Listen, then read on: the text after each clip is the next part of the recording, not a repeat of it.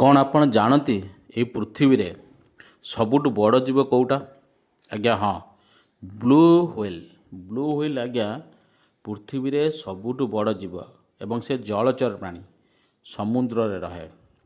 ଆଜ୍ଞା ହଁ, ୟାର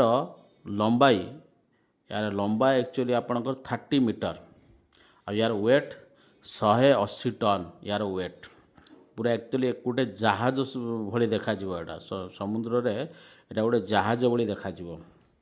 ଆଜ୍ଞା ହଁ, ଇଏ ସ୍ତନ୍ୟବାୟୀ ପ୍ରାଣୀ, ଜଳଚର ଜୀବ, ମାଛଟେ, କିନ୍ତୁ ଇଏ ନିଜେ ଗୋଟେ ସ୍ତନ୍ୟବାୟୀ ପ୍ରାଣୀ, ମାନେ ତା ପିଲାମାନଙ୍କୁ ନିଜେ କ୍ଷୀର ଦିଏ।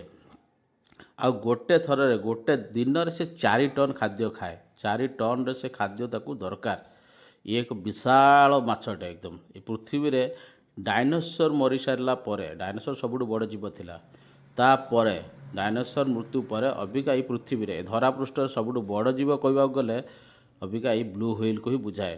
ଆଉ ବ୍ଲୁ ହ୍ୱେଲ୍ର ଗୋଟେ ତାର ହାର୍ଟଟା ଗୋଟେ କାର୍, ମିନି କାର୍ ସହିତ ସମାନ। କାର୍ର ଯେତିକି ବଡ଼ ଆକାର, ଆଜ୍ଞା ବ୍ଲୁ ହ୍ୱେଲ୍ର ହାର୍ଟଟା ବି ସେତିକି ବଡ଼। ଯଦି ଏ ଭିଡ଼ିଓଟି ଆପଣଙ୍କୁ ଇନଫର୍ମେଟିଭ୍ ଲାଗିଲା ତେଣୁ ମୋ ଚ୍ୟାନେଲକୁ ଲାଇକ୍, ସବସ୍କ୍ରାଇବ୍ ଆଉ ସେୟାର କରନ୍ତୁ।